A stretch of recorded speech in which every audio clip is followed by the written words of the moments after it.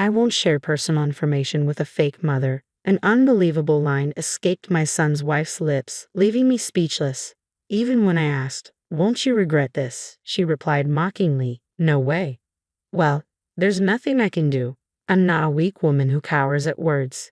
You've crossed the line, and you shouldn't have, I retorted firmly. My name is Maria, and I'm about to turn 60. I lost my husband and raised 2 children with all my might. Fortunately, my lifelong love for Japanese culture led me to pursue calligraphy. Becoming a licensed instructor in Japan allowed me to support my family with my beloved art. Life is unpredictable, so the 3 of us lived in a modest apartment, practiced frugal living, and saved money every month. My oldest son, Simon, was an easy child when young, but as he grew older, I noticed his emotional fragility. Unlike her brother, my daughter Liddy grew into a spirited, lively girl. She worked diligently, earned her tuition through part-time jobs, graduated from college, landed her dream job, and works enthusiastically. Simon, at 35, remained indecisive and unmarried. I refrained from pressuring him about marriage, understanding that being single is not uncommon these days and not necessarily a route to unhappiness. Then Simon brought home his girlfriend. My daughter and I were curious about her, but were taken aback. She was not at all what we expected. Of course, judgments shouldn't be based on appearances, but Gloriana appeared much larger than Simon's slender 132-pound frame. Before Simon could introduce her, Gloriana boldly declared, "He kept saying he wanted me to meet his mom, so here I am." Usually one would be nervous meeting their partner's parents, but Gloriana remained unfazed. It's common courtesy to address parents respectfully, even if you usually use nicknames. Was I just being old-fashioned? I served tea and cake, and Gloriana devoured the strawberry shortcake in seconds, downed her tea, and demanded more. After some small talk, my daughter asked, "What do you do for a living?" Gloriana replied, "Call me sister. I'm not working right now. I had a senior colleague who annoyed me, so I choked him from behind and got fired." Her casual admission shocked me. "Isn't that a bit harsh?" My daughter chimed in, clearly uncomfortable. I wondered, is Simon planning to marry this woman? My red card was too harsh, don't you think? Gloriana retorted defensively. I was taken aback, realizing I needed to impart some basic workplace norms. Times may have changed, but there are laws against unjust dismissal. Violence in the workplace is serious and can lead to immediate termination. Gloriana glared at Simon with a challenging smile and playfully slapped his shoulder. "Hey," Herman took the side of my senior. "Aren't you going to say something?" My son looked troubled, but remained silent. I was concerned about the future. After that, Gloriana often visited our home to hang out. She would casually open our fridge, help herself to ice cream, drink cola, and munch on table snacks. My daughter and I were taken aback, but we hesitated to complain, fearing repercussions. Eventually, my son moved out and started living on his own with Gloriana, who insisted he live alone. Certainly, for her, living alone made it easier to see him than living with his family. One day, as I laid out a sheet of paper on the table and picked up my brush, my daughter asked, "What's this month's quote?" I used to write an inspiring quote every month and display it on the wall. This time, I wrote, "Be gentle as a spring breeze with people and fierce as a lion king against evil." Gloriana peeked over and exclaimed, "No way, that's really good. You could be a pro, Mom." My daughter shot Gloriana a disapproving look and retorted sharply, "She is a pro. Are you some kind of Japanese teacher or something? She's a calligrapher, you know, an instructor." I was proud of my daughter's eagerness to showcase that her mother was someone of significance. However, Gloriana didn't seem to pay much attention. I had to do a bit of calligraphy in elementary school for a cultural exchange, but I hated it, Gloriana continued, dismissing her own experience. The teachers were so nitpicky about the strokes. I felt like throwing ink on their heads. My handwriting's awful, so I should learn from Mom, right? I think my son meant it casually, but at that moment, Gloriana shot him a devilish, scary glare and scolded him in a low voice, "If you say something stupid again, a dropkick won't be enough." "Don't get so mad," I interjected, but Gloriana just laughed loudly, gazing at the ceiling while watching TV. To put it nicely, she was strong and robust. To put it bluntly, she lacked grace. She was unreasonable, rude, rough, and crude. I couldn't see her as a suitable wife for my son. I had half a mind to throw ink on her head. Gloriana was also overly familiar with my daughter, Liddy. "Liddy, you're so thin. Are you eating properly?" she remarked one day. Gloriana, have you ever thought about dieting? I was taken aback, but Gloriana continued with a smile. How old is Liddy? I'm 28, she's 30. If you talk back to me like that, even though you're younger, I'll put you in a bulldogging headlock. Bulldog? Yeah, people often say I look like a bulldog. Are you picking a fight? Gloriana may have meant it as humor, but neither my daughter nor I found it amusing. One day, I called Simon home alone, and the three of us had a serious talk. Brother, I'll be clear, I am against your marriage to Gloriana, Liddy stated firmly. If that's what this is about, I'm leaving. This is important. I thought I could trust anyone you brought home, Simon, but Gloriana is beyond unreasonable, I added. That's not true. She has her good points, brother, Simon defended her. You can't say anything to Gloriana, can you? It's pathetic, Liddy remarked bluntly. If your girlfriend is rude to Mom, you should warn her. Normally, you tell her to shut up. If she complains, you don't know Gloriana, so you can say that. If I tell her to shut up, I'll be in the hospital in 2 seconds. I believe that in a couple, if the woman is stronger than the man, it can be ideal. But Gloriana's strength is excessive. Marriage isn't just between two people. Both families become intertwined. I had planned to treat Simon's wife like my own child, but honestly, I have zero confidence in getting along with Gloriana. A heavy silence hung in the air until Simon suddenly stood up. What is this?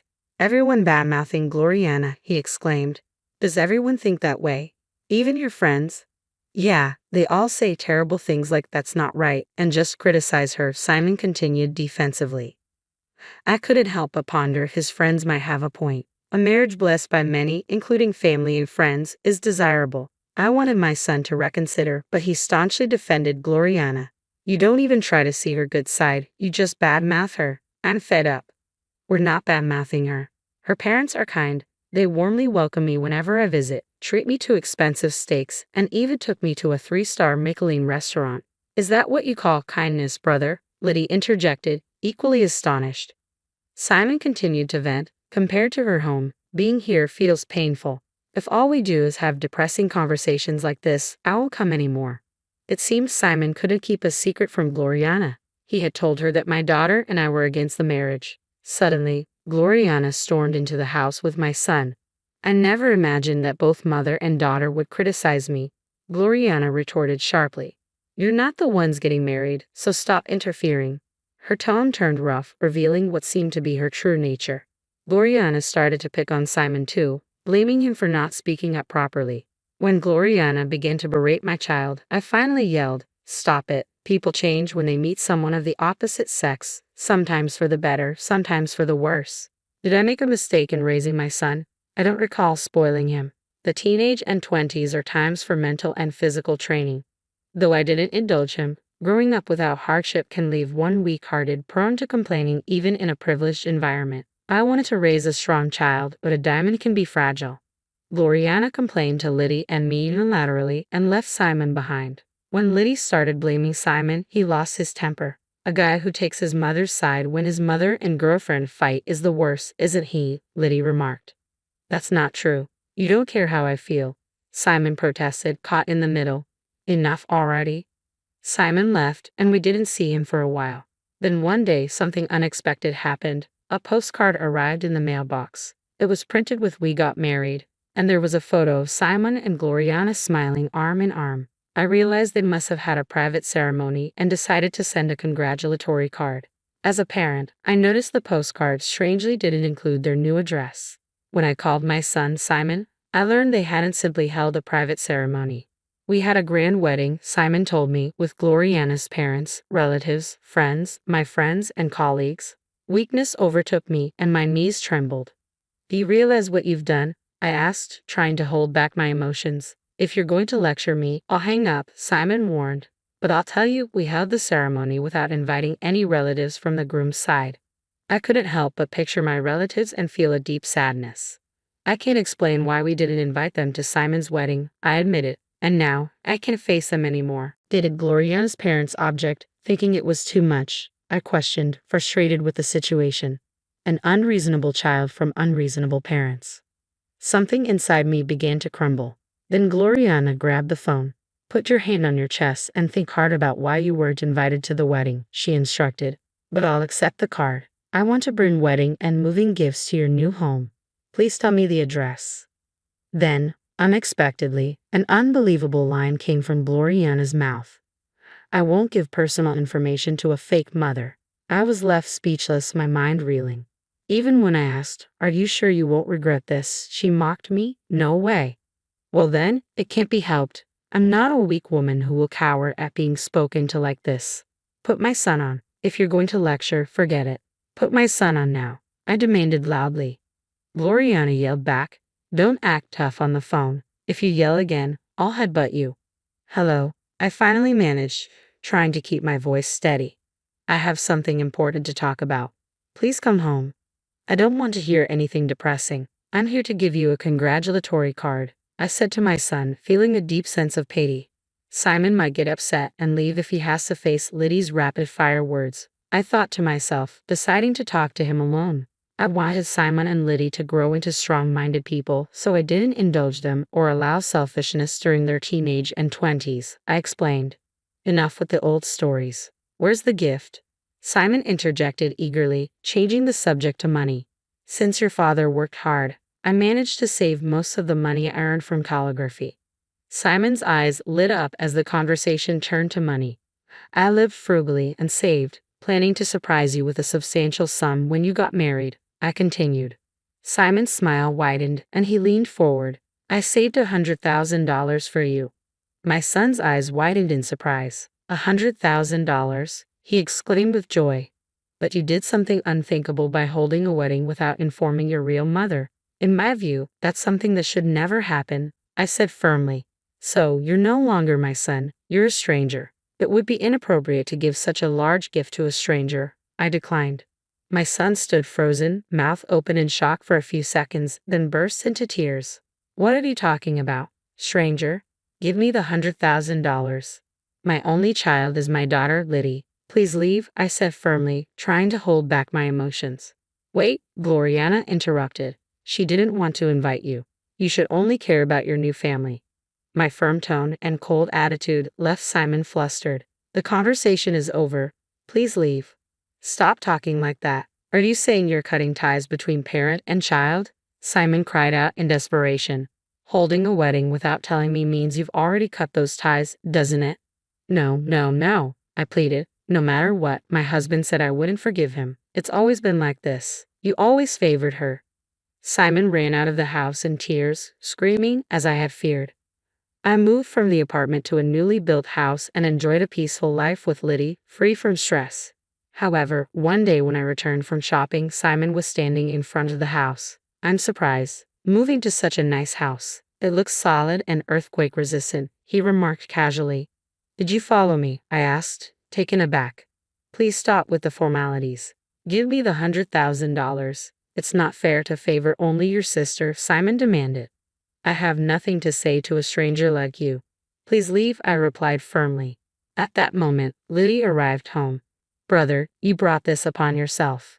Reflect on it a little, not that I'll forgive you even if you do, she added coldly. You plan to take $200,000, including my share? You're 35 and still expecting money from your parents. Don't you get it? Liddy's words were harsh. I intervened, fearing Simon might explode. You chose this path. You chose your wife over your mother and sister. Holding a wedding in silence means just that, I pointed out as Simon hung his head, unable to argue. Suddenly, a taxi pulled up and Gloriana emerged, shouting, I wasn't invited, but here I am.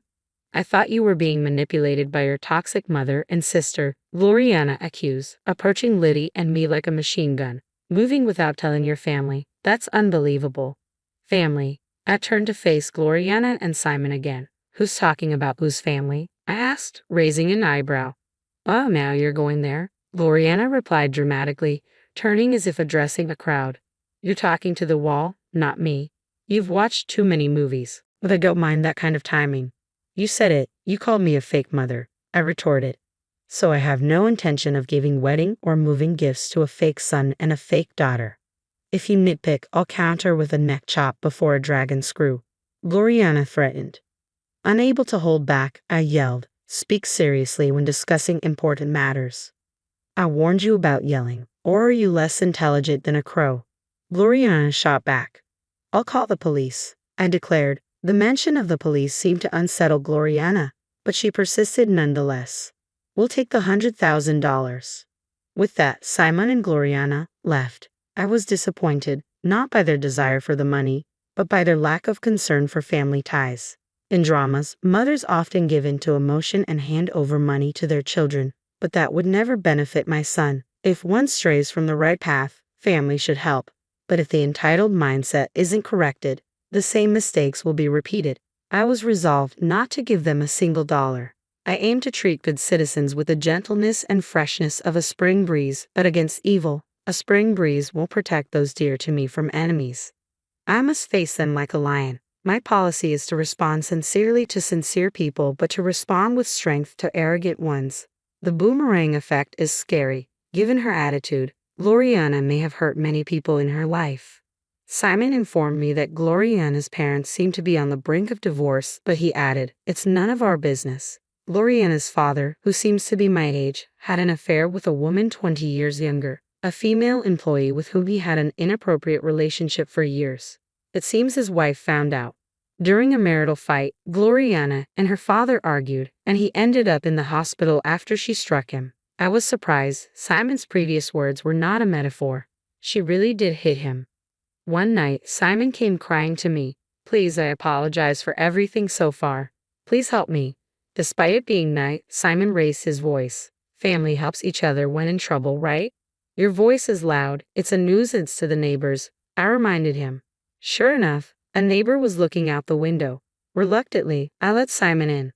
Simon continued, "Gloriana and my father were arguing, and when my father slapped Gloriana, she unbelievably countered with a German suplex." A German? You wouldn't think Gloriana could do such a vivid bridge with that body, I remarked, surprised. Liddy slammed the table angrily. "Speak seriously when you're asking for something serious. I'm not joking." I could see Simon was flustered. I don't know much about wrestling, so I don't know what a German suplex is, but I understood that Simon was confused. With his head in his hands, Simon spoke softly. "My father hit the back of his head and is now hospitalized. He's lying about falling down the stairs, but the doctor should be informed. This is an assault case." I considered the situation carefully. If your father can't work, our finances will be tight. Neither your mother nor Gloriana work, and my meager salary can't support us. Then you must get Gloriana to work quickly, I advised, though I worried if any company would hire her. Despite the sarcasm towards Gloriana, Simon didn't get angry. Instead, he bowed his head. "Mom, I don't need $100,000. Just give me $10,000, please," Simon pleaded. "It's impossible," I answered without hesitation. "Understood. I'll bring Gloriana, and she'll apologize," Simon insisted. "That won't happen. I'll make her apologize," I replied, feeling my parental instincts wavering. The next day, Simon returned with Gloriana. Gloriana, with an air of solemnity, lowered her head and said, "Please forgive my rudeness until now." "Lies, did you think you were being rude for a moment?" Liddy retorted.